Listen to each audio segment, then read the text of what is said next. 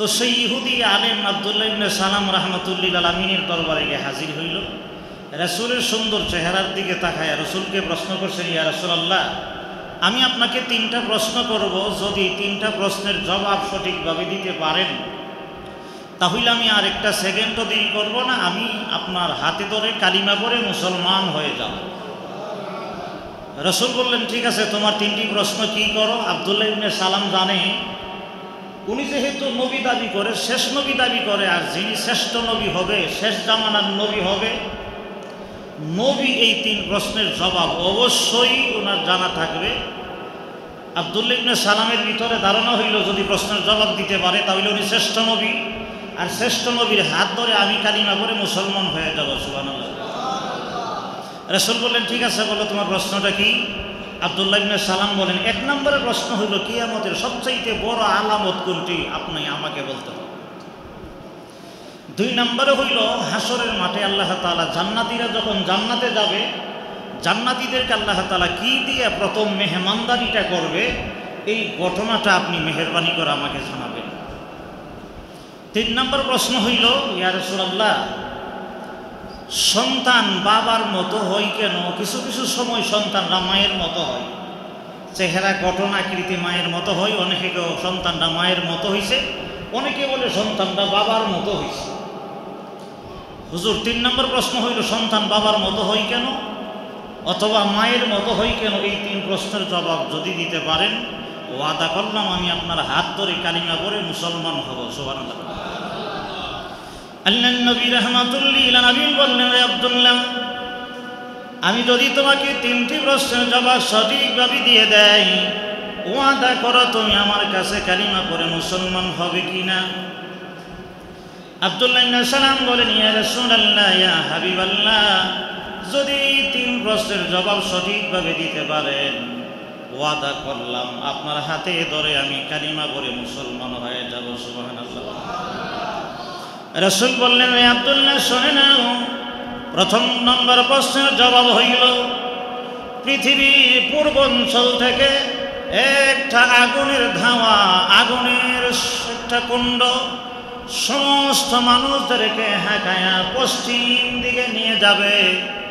এই অবস্থাটা যেদিন দেখা যাবে বোঝা যাবে কিয়ামতের সবচাইতে বড় আলামত প্রকাশ পেয়েছে। সুবহানাল্লাহ। জোরে কাও।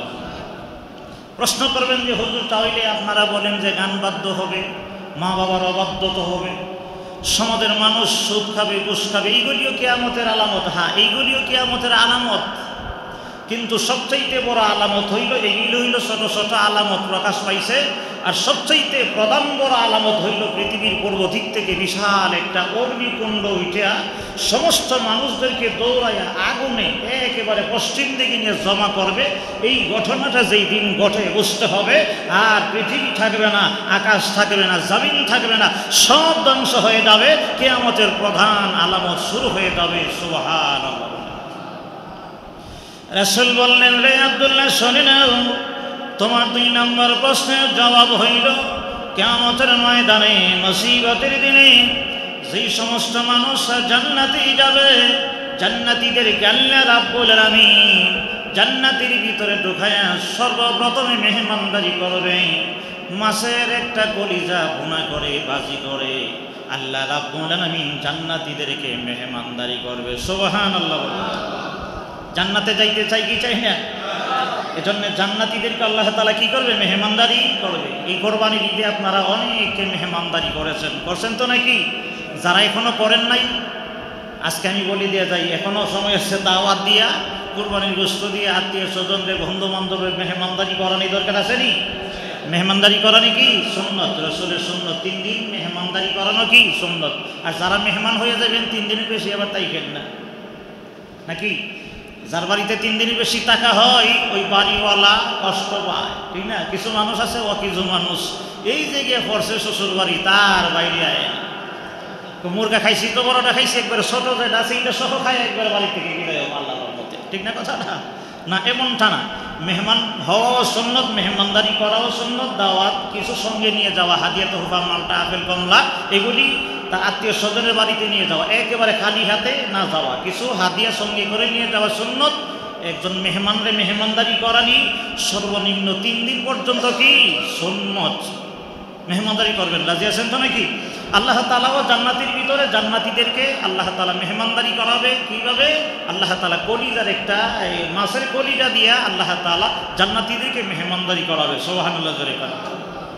3 নম্বর প্রশ্নের জবাব হইল, আল্লাহ রাসূল বলতেছেন, আব্দুল্লাহ শোনো, 3 নম্বর প্রশ্নটা তোমার ছিল সন্তান বাবার মতো হয় কেন, সন্তানগুলি মায়ের মতো হয় কেন?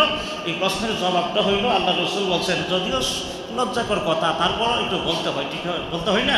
বুখারী শরীফের হাদিস, আল্লাহ রাসূল বলছেন যে স্বামী স্ত্রী মিলনের পরে যদি স্বামী বীর্য যদি স্ত্রীর আগে আউট হয় তাহলে সন্তানটা বাবার মতো হয়, আর যদি তার স্ত্রীটা যদি আগে হয় তাহলে কার মতো হয়? মায়ের মতো হয়।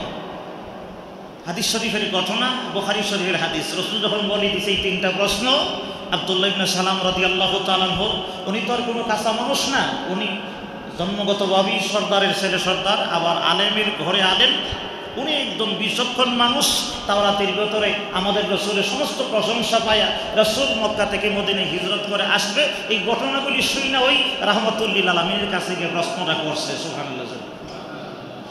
সঙ্গে সঙ্গেই আল্লাহর নবী সাহাবী আব্দুল্লাহ ইবনে সালাম রাদিয়াল্লাহু তাআলা আনহু তখনও তো মুসলমান হন নাই, রাসূলের সুন্দর চেহারার দিকে তাকাইয়া রাসূলকে ডেকে বলেন, ইয়া রাসূলুল্লাহ, ইয়া হাবিবাল্লাহ, আমি আপনাকে 3টা প্রশ্ন করেছি, সঠিকভাবে 3টা প্রশ্নের জবাব দিয়ে দিয়েছেন, আর একটা সেকেন্ডও দেরি নয়। আশহাদু আল্লা ইলাহা ইল্লাল্লাহ ওয়া আশহাদু আন্না মুহাম্মাদান আবদুহু ওয়া রাসূলুহু। সঙ্গে সঙ্গেই আব্দুল্লাহ ইবনে সালাম রাদিয়াল্লাহু তাআলা আনহু কালিমা গ্রহণ করে মুসলমান হয়ে গেছে। সুবহানাল্লাহ। আল্লাহর নবী রহমতের নবী আব্দুল্লাহরে ডেকে বলে, আব্দুল্লাহ, কালিমা গ্রহণ করেছো, মুসলমান হয়ে গেছো, এখন তো তুমি কালিমার মালা নেওয়ার কারণে জান্নাতি হয়ে গেলা। আব্দুল্লাহ বলেন, ইয়া রাসূলুল্লাহ, ইয়া হাবিবাল্লাহ, ইহুদি সম্প্রদায় কেমন আপনাকে আমি একটু প্রত্যক্ষভাবে দেখাইতে হবে। ওগো আল্লাহর নবী, এই মদিনাতুল মুনাফফারায় সবচাইতে বেশি ইহুদি সম্প্রদায় বসবাস করে। ইহুদিরা মুসলমানদের সঙ্গে, নবীর সঙ্গে, কোরআনের সঙ্গে কেমন আচরণ করে, এরা কত নম্বরের খারাপ, আপনাকে একটু প্রত্যক্ষভাবে দেখাইতে হবে। রাসূল বলেন, কেমনে দেখাবে?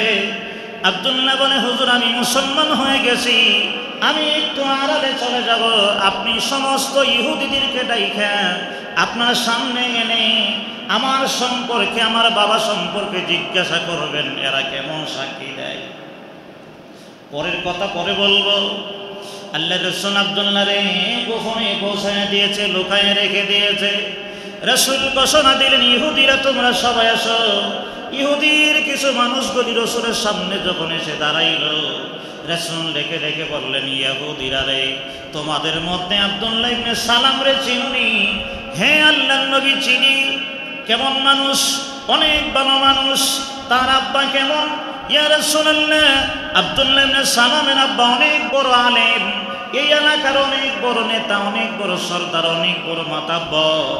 ওনার সঙ্গে কারো কোনো তুলনা নাই। আচার আখলাক, চলাফেরা, ওঠা বসা সব কিছু ওনার ভালো আছে, কোনো অসুবিধা নাই। আব্দুল্লাহ কেমন? কহে আব্দুল্লাহ ইবনে সালামও বড় আলেম, উনি অনেক যোগ্যতা সম্পন্ন, ওনার মতন মানুষ আমাদের সমাজে হয় না, অনেক দামি, আমাদের মধ্যে অনেক দামি। সুবহানাল্লাহ জোরে কর। ইহুদিরা কার প্রশংসা করছে? সর্দারের প্রশংসা করলো, আব্দুল্লাহ ইবনে সালামের প্রশংসা করলো, গুণগান যা আছে সব কিছু যখন বইলাসা আসছে, আব্দুল্লাহ ইবনে সালাম কিন্তু ভেতর থেকে শুনিনি। আরে কথা কন্যা শুনিনি, শুনিনি। সব কিছু যখন শুনে রাসূল এখন তাদের কাছ থেকে এই কথা শুইনা রাহমাতুল লিল আলামিন ডাক দিয়ে বলছে, আব্দুল্লাহ, তুমি কোথায় আছো? বের হয়ে আসো। সুবহানাল্লাহ জোরে বলেন। এমনি হযরত আব্দুল্লাহ ইবনে সালাম রাদিয়াল্লাহু তাআলা আনহু রাহমাতুল লিল আলামিনের সামনে দাঁড়াইয়া সমস্ত ইহুদিদেরকে লক্ষ্য করে বলে, হে ইহুদিরা, তোমরাই সাক্ষী দিয়েছ আমি ভালো মানুষ, আমার আব্বাও ভালো, আমিও নেতা, আমিও আলেম, আমার আব্বাও আলেম। তোমাদের উপস্থিতিতে রাহমাতুল লিল আলামিনের সামনে দাঁড়ায় আমি এখন কালিমা পড়ে মুসলমান হয়ে গেলাম।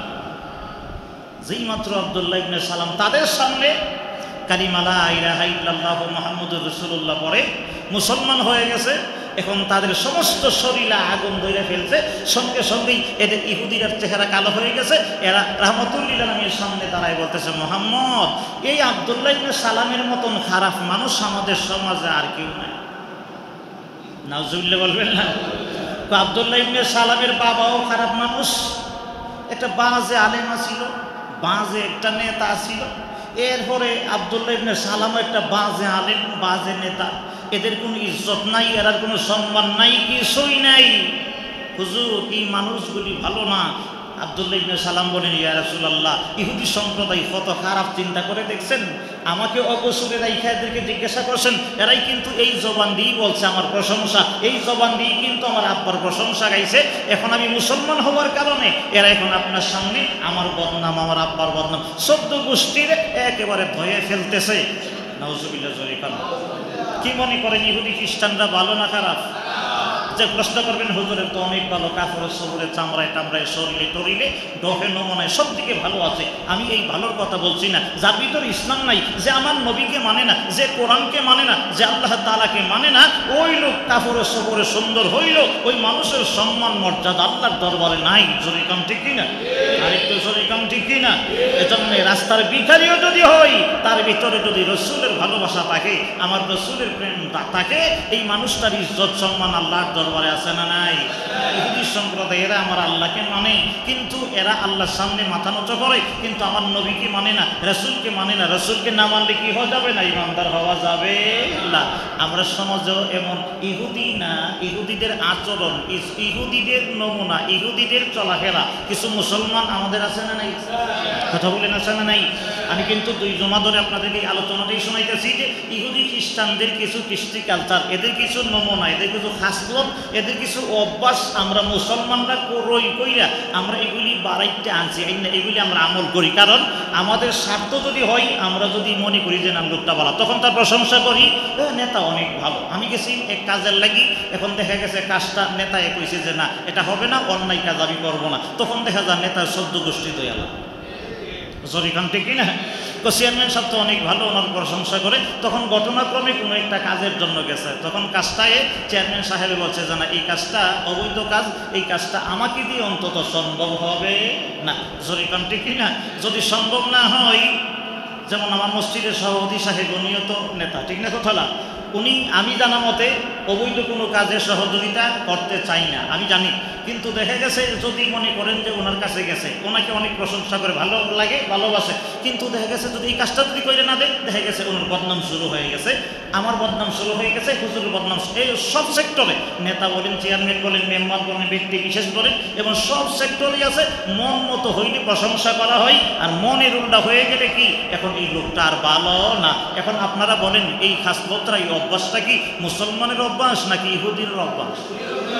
এটা কি ঈমানওয়ালার অভ্যাস নাকি খ্রিস্টানদের অভ্যাস? এজন্য আমরা এই অভ্যাস রাখবো না, কারণ সহি সুন্নাহ অনুযায়ী, কোরআন সুন্নাহ অনুযায়ী, শরীয়ত অনুযায়ী যেইগুলি মানা দরকার এইগুলি মানতে হবে, এছাড়া ভিন্ন কিছু মানা যাবে না। আল্লাহ তাআলা আমরা সবাইকে যেন এই খাসলত পরিবর্তন করে মুসলমানি খাসলত, ঈমানওয়ালা খাসলত, সাহাবী এবং রসুলদের খাসলত যেন আল্লাহ তাআলা আমাদেরকে আনায়ন করার তৌফিক দান করে। সকলে বলেন আমিন। যারা সুন্নত পড়ি নাই 4 রাকাত করে সুন্নত পড়ি নাই।